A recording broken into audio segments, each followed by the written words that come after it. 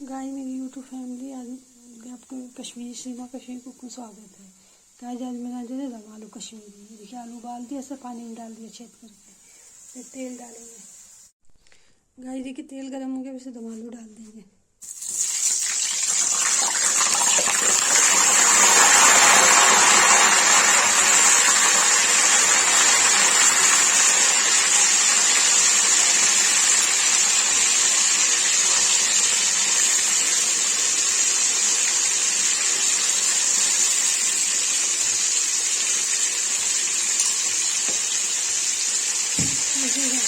आलू फ्राई हो रहा है।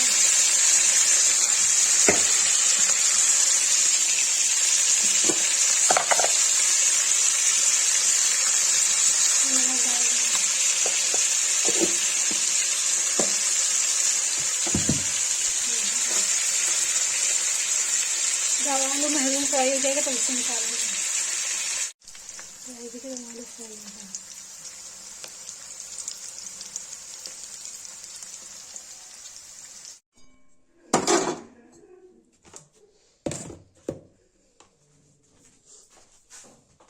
ये देखिए गाइस आलू फ्राई हो गया, मैंने कुकर में निकाल दिया है। ये देखिए तेल।